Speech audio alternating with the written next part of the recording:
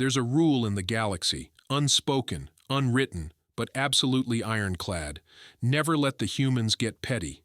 They're too good at it, too thorough, too creative, and too damn organized. So when the incident happened, what the Zalari Minister of Trade would one day call the utensil catastrophe, no one thought it would lead to galactic famine. But it did. And it all began with a lunch tray. The unified culinary hall aboard the Intergalactic Coalition Academy was considered a marvel of interspecies hospitality. It had nutrient steam pods for the Chloranthians, digestive paste spheres for the Thrix, plasma-absorbing thermal slabs for the Durnari, and of course, the open-fire meat pits for humans, sectioned safely behind a glass wall like they were animals on exhibit. Each species had their own queue, each species had their own menu, and each species had their own priorities. Humans, for the most part, adapted. It's what they did best. But that day, Eli Monroe, a 9-year-old human transfer student, stood in the middle of the culinary hall, trayless, wide-eyed, and very, very hungry. He had been skipped. "Back of the line, dirt blood," hissed a Zarnathi adolescent, towering over Eli with its chitin-plated frame. I've been standing here since second bell," Eli said quietly. No one responded. The Glick, the Julari, even the diplomatic-attached Telvan broodlings. Each one simply ignored him, moved around him like he was invisible. When he finally got to the front of the queue, the Durnari kitchen drone looked at him, blinked its 4 eyes, and closed the serving window with a mechanical hiss. "Non-priority species, reallocating calories." That's all it said. Eli didn't cry, not then, not in front of them. He just left. The human diplomatic quarters were 5 levels down, too far for a hungry kid. So he sat in a corner, arms around his knees, next to a humming waste disposal chute. And that's where Captain Myra Halverson found him, just minutes before her scheduled lecture on interstellar logistics. "Hey, kid," she crouched down. "What are you doing here?" He didn't answer.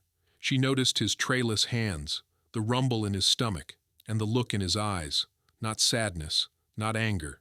It was something quieter, something colder, a seed of human grudge, freshly planted. When Eli explained what happened, Myra didn't shout. She didn't storm to the admin office. She just stood, pulled out her communicator, and said one sentence: "Activate protocol fork knife." The first thing the aliens noticed was the salt, as in, it was gone. Across 5-star sectors, every shipment of Terran-mined sodium vanished from the logistics grid. The second thing they noticed was the vegetables, then protein bricks, then potable water filters, then spice packets, then synthetic meat, then actual meat. And the strangest part? No one had declared war. No fleets moved. No shots were fired. Just quiet, eerie surgical silence from Earth. And suddenly, everyone was hungry. Back at the Intergalactic Academy, the faculty board called an emergency summit. Chancellor Antar of the Zalari opened the session with a slow, rumbling growl. "We are receiving reports of food shortages from 17 systems," the Thrix ambassador hissed. "Our brood mothers are unable to feed their spawn. This is a humanitarian crisis." The Durnari trade attaché narrowed her glowing pupils. "What's the cause?" Myra Halverson sipped her tea. "No idea," she said calmly. "Earth's just following regulations." "What regulations?" She smiled. "The kind you invoke when a hungry child is humiliated in front of 28 species." The room fell silent. All eyes turned to Eli, now seated beside Myra, eating from a massive tray of food she had prepared herself. Roasted synth lamb, steamed Terran greens, a protein shake with glittering blue isotonic beads. He didn't say a word, just ate. Someone on the council cleared their throat. "Surely this isn't necessary. We can apologize." "Oh, no doubt," Myra said. "But you see, apologies don't grow crops, or rebuild broken cold chain infrastructure, or teach your systems how to cook without Earth's AI kitchen interfaces." She stood up. "You didn't just deny food to a child, you denied food to a human child. And now Earth's decided to see what happens when the galaxy learns what starvation really tastes like. The blockade wasn't military. It didn't need to be. Earth's dominance wasn't in warships. It was in logistics. For 100 years, humans had quietly become the galaxy's chefs, farmers, harvesters, and haulers. Their ships ran 89% of all interstellar food cargo. Their agri-moons supplied ingredients for 10,000 worlds. Their trade algorithms dictated food shelf life, demand spikes, and meal design for nearly every species. No one paid attention, because humans were nice, until they weren't. Zarnathi High Command tried to pivot. They declared internal rations. By day 3, their warriors began collapsing from lack of sodium-regulated hydration. By day 5, their larvae turned on each other. By day 6, they sent a formal request to Earth's diplomatic bureau. 3 words: "We are sorry." Earth didn't reply. Meanwhile, Captain Myra took Eli on a tour of the galaxy, not for fun, for inspection. Everywhere he went, governments scrambled. Some built statues, some renamed cafeterias in his honor, some offered tribute, crates of sugar, exotic fruit, tribute livestock. But none of it mattered, because Earth hadn't asked for payment. Earth wanted something else, respect, and until they got it, the hunger would continue. Zarnathi commanders publicly wept on day 7.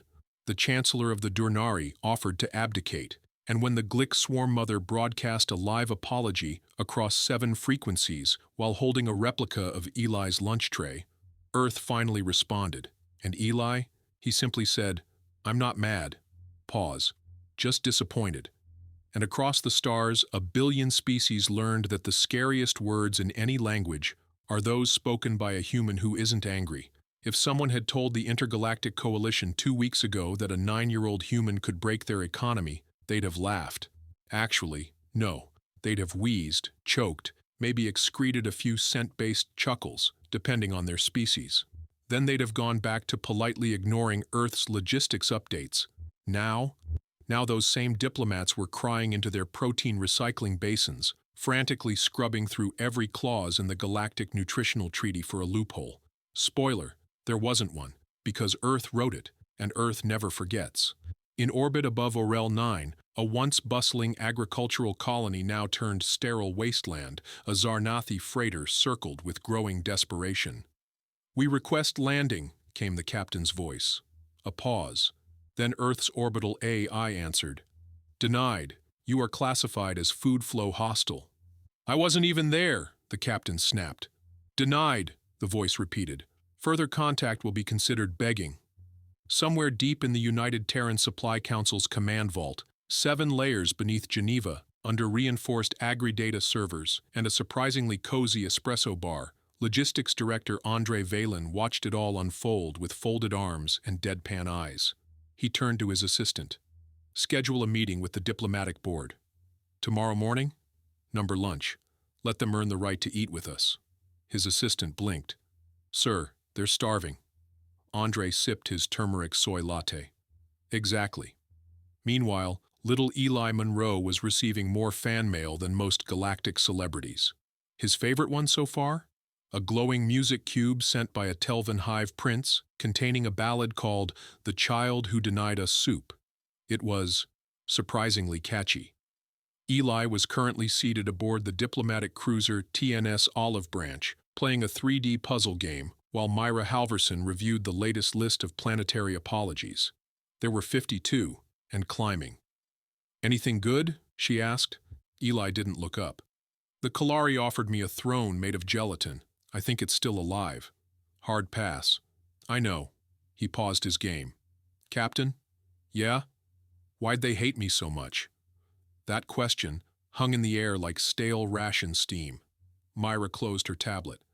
"They didn't hate you, Eli. They just didn't think of you." "Because I'm human?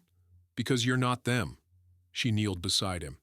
"The galaxy's built on polite indifference. Everyone smiles, bows, and avoids eye contact during a crisis.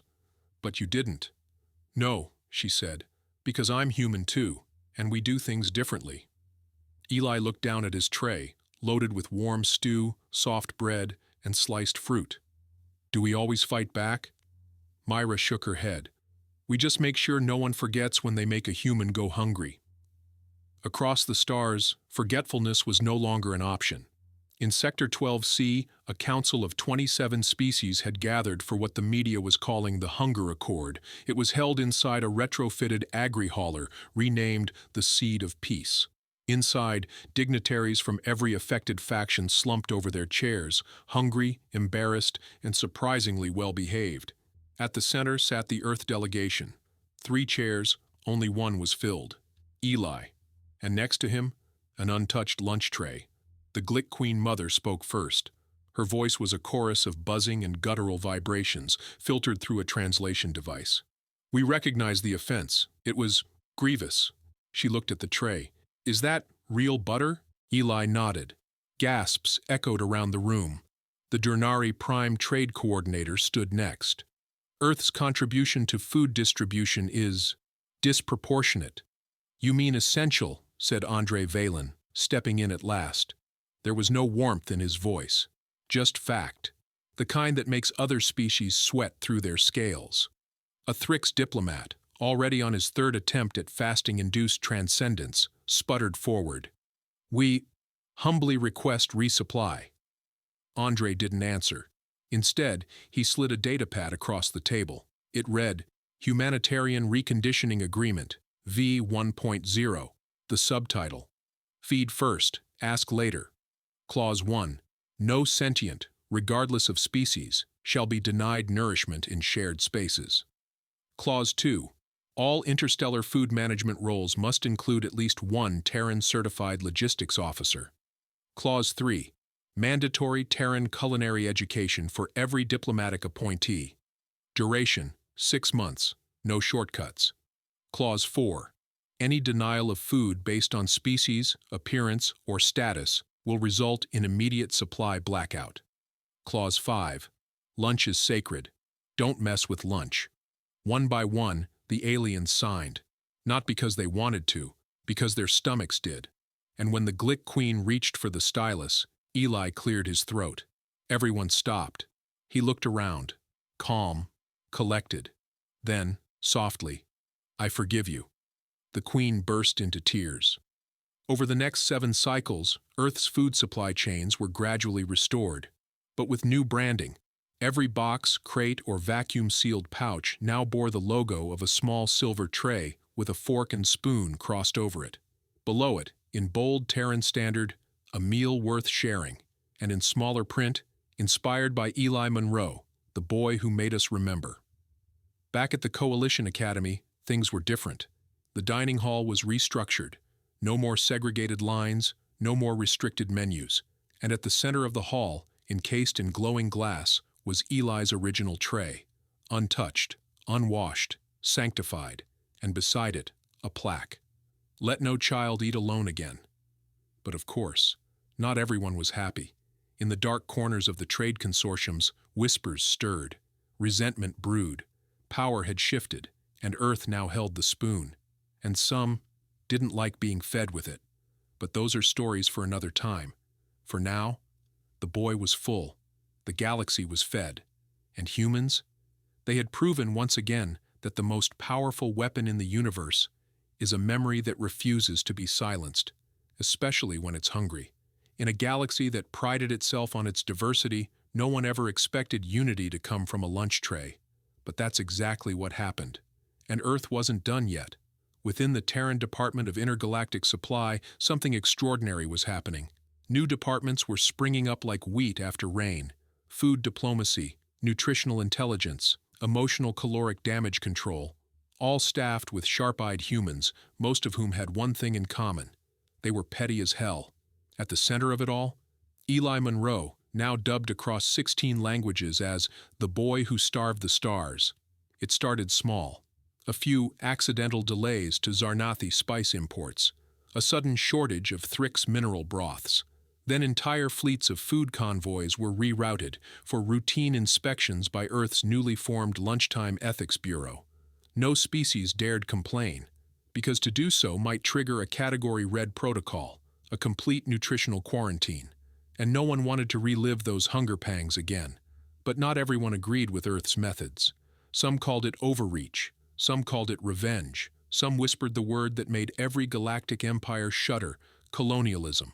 The Coalition's Outer Ring Council convened in secret. 18 species, one goal. Earth must be recalibrated, said Ambassador Vernick of the Kalari, tentacles coiled in quiet disapproval. "They've turned our stomachs into weapons," hissed a Thrix elder. "We welcomed them into the galactic community, and now we beg them for potatoes," barked the Chloranthian speaker. Murmurs of agreement filled the chamber, and one sentence slowly formed across multiple translators. "We must find their weakness." It came, of course, from arrogance, because the moment someone says they can't control everything, a human is already preparing a spreadsheet proving that yes, they absolutely can. That someone was Vernek, who proposed bypassing human roots entirely by building a new food supply system using forgotten Zarnathi trade tunnels. A galaxy-wide, non-Terran food independence initiative. They called it Project Self-Fork. The logo was a fork breaking out of chains. Eli, upon seeing it on a leaked flyer, just stared at it for a few seconds before muttering, "That's the dumbest name I've ever heard." Project Self-Fork launched with dramatic flair. Massive alien farms were terraformed overnight. Exotic nutrient systems were designed to emulate Terran-style logistics. Automated convoys rolled out under fanfare and declarations of independence. The broadcast was galactic-wide. The message was clear. We can feed ourselves. Earth is no longer necessary. Back on Earth, the Terran Council simply nodded. "Let them cook," someone muttered dryly. They did, and then everything went to hell. Within 2 weeks, 87% of the crops mutated due to poor soil calibration. The Julari nutrient slurry fermented into neurotoxin. The Kalari managed to poison their own water supply trying to grow Terran strawberries. And somewhere in Sector 4A, a Zarnathi rice pod exploded during testing, destroying an entire moon-based cafeteria. The problem wasn't biology, it was design. Earth hadn't just fed the galaxy, they had engineered the infrastructure, the timing, the software, the preservation chemistry, the interspecies taste calibration, and, most importantly, the trust. So when Project Self-Fork collapsed into a flaming pile of raw beetle protein and botulism smoothies, the galaxy collectively panicked. Emergency transmissions flooded Earth's comnet. Pleading, begging, groveling.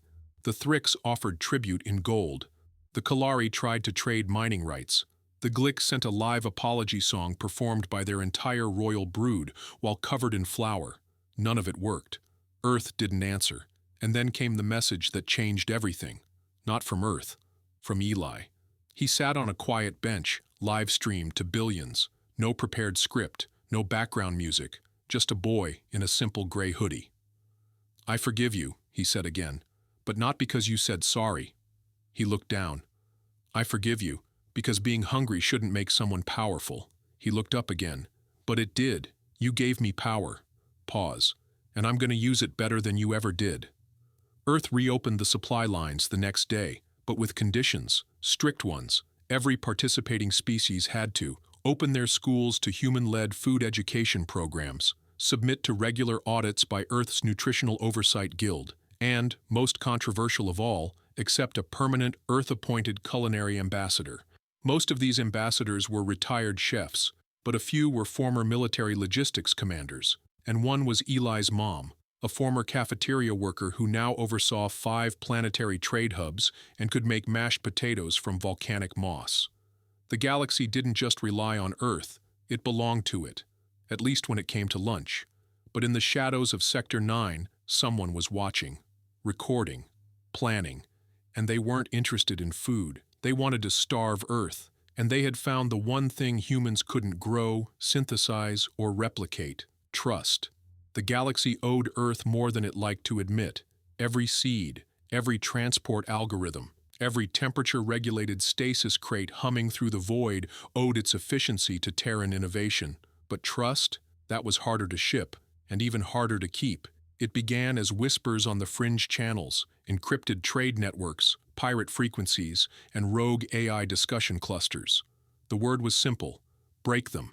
Not physically, not militarily. No, those methods failed too often with humans. The plan was subtler, slower. Poison the roots.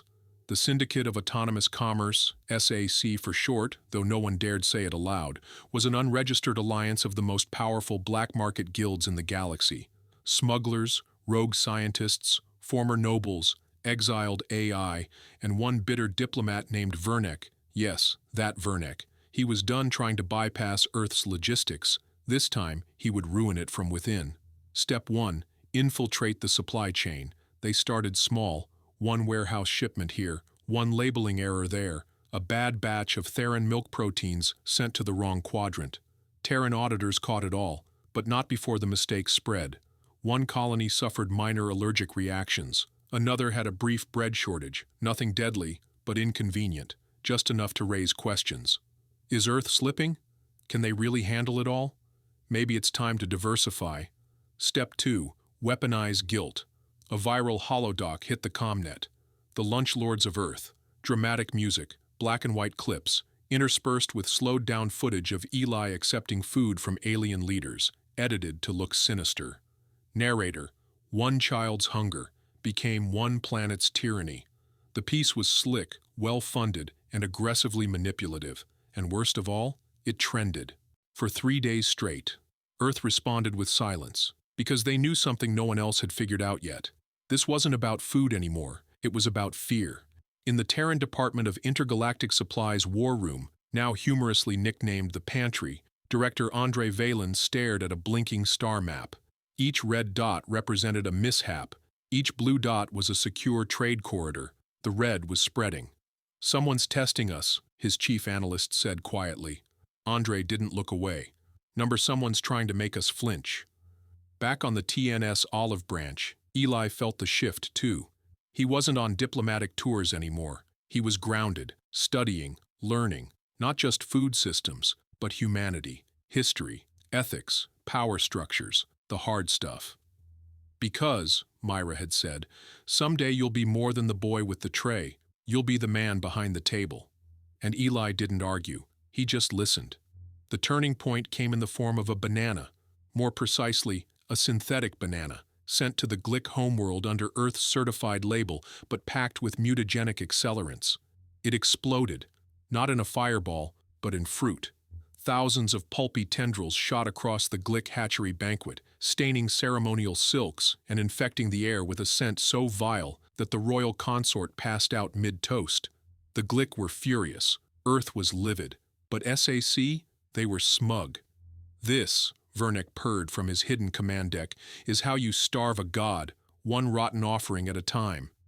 Earth launched Operation Clean Plate within 48 hours. Hundreds of Terran-certified ships grounded their supply runs. Food flow halted again, not out of punishment, but for inspection. Every crate was scanned, every manifest triple verified, every ounce of edible matter checked against galactic genetic tolerances. And once again, the stars began to go hungry. But this time, it wasn't Earth's fault. It was the galaxy's turn to prove itself. What they found during the inspections made it all very, very clear. Encrypted code embedded in crate seals, tampered stasis signatures, false thermal readings designed to mask decaying product, sabotage, coordinated, expensive, widespread. The coalition convened in full emergency session. Eli wasn't invited, but he watched. Screen after screen of alien delegates shouting, blaming, begging. The phrase "food sovereignty" was thrown around like a spoiled tomato. And then, amid the chaos, a lone human delegate stepped up to the mic. A soft-spoken woman with kind eyes and a voice that could slice through riot. Dr. Miriam Day, head of Earth's Culinary Ethics Division. She placed a small plate on the table, a single piece of bread, perfectly toasted, lightly buttered, a symbol. "I offer this freely," she said, "to anyone who believes Earth is their enemy." No one moved. She waited. Still. Silence. Then slowly, the Chloranthian ambassador, 6 eyes downcast, reached forward and took it. A bite, chewed, swallowed, and wept. Not because it was good, but because he realized how close they'd come to losing something far more important than food: trust. After that day, the syndicate lost momentum. The code injections were traced, the saboteurs arrested, the holodoc producers were sued so hard they had to pay in nutritional cubes, and Vernek disappeared. Rumors said Earth offered a lifetime food supply to anyone who turned him in. Other rumors said his own allies betrayed him for a crate of human-grown peaches. Either way, he was gone. Eli returned to the diplomatic seat not as a symbol, but as a strategist. He gave speeches. He made friends. He introduced the Children's Food Pact, ensuring no sapient being under 16 standard cycles could be denied a meal, ever. The galaxy signed it unanimously. Some claimed it was performative, but the meals still came. At the next coalition gala, Eli was asked to give a toast. He stood in front of representatives from 300 species, glass of synth juice in hand. "My name is Eli Monroe," he began. "You once didn't feed me, and now you do." He smiled. "And because of that, I'll make sure we never starve again." Everyone cheered, even the Glick, even the Thrix, even the Chloranthian ambassador, still carrying a crust of that toast in a sealed case on his belt. But as the stars twinkled beyond the dome of the Coalition Hall, somewhere in the void, someone watched and whispered, "They control the food. Next, we take the water." Eli Monroe stood in the middle of the United Coalition Hall, watching delegates sip soup and exchange trade memos under gold-lit chandeliers. Once, they wouldn't feed him a crust of bread. Now, they debated carrot import tariffs. Progress. But he knew better than to call it peace. Peace implies an end. This was just intermission. Behind closed doors, Earth's intelligence networks were humming. Satellite pings, ship logs, strange purchase orders for atmospheric filters and hydro pumps in desert moons with no population. Odd chatter, code phrases, trade deals involving liquid assets. That's when they heard it. One intercepted message, just 3 words. Starve their roots. Earth didn't panic. They planted. The Terran Global Agriculture Network, TAG-NET, was expanded overnight. Hydro farms on asteroids, cloud-based greenhouse satellites, undersea protein factories, crop domes inside comet husks. And, because humans are never not themselves, one guy built a chili pepper farm in a volcano just to prove a point. They didn't wait for war. They made drought obsolete before anyone could weaponize it. The aliens didn't understand. How could they? No other species hoarded knowledge like humans hoarded salt. No other species pickled food just to keep it longer than their grandchildren's grandchildren would ever need. No one else seasoned survival. But humans? We turned disaster into pantry items. Still, someone had to test it. And test it they did. The first attack hit Europa Station 3, one of Earth's largest water processing outposts. The infiltrators used slow-release bioviruses to corrupt the filtration cores. They expected panic. They got ice cream, literally. Europa's backup plan involved flash-freezing glacial water reserves into thousands of mobile chilled pods. And because it was a human station, someone had built them in the shape of giant penguins, for morale. Eli watched the crisis footage with a straight face. "Are we seriously using Arctic mascots to smuggle clean water to colonies?" he asked. "Yes," said Director Valen. "Good," said Eli. The second attempt was worse. Target, the Great Terran Aquifer, a subterranean network under Mars that supplied 20% of the galaxy's drinkable water. Saboteurs breached the vault perimeter and unleashed a nanovirus designed to destroy hydrogen bonds. They didn't realize the water was a decoy. Mars had already migrated water storage to orbital mist capture arrays. The aquifer? Just a trap. The saboteurs were arrested in record time and sentenced to 100 hours of mandatory hydration lectures hosted by retired Earth schoolteachers. Some begged for prison instead. But it was the third event that pushed Eli to act. The Children's Food Pact was breached. On a small colony moon, a shipment intended for schools was rerouted. Stolen. 6 children collapsed from starvation. One, a Glick, barely survived. They were just kids. Eli sat alone in his room for hours. No press, no cameras, just an old plastic tray and the memory of an empty plate. Then he stood up, walked to the console, and issued Earth's first Level 0 declaration.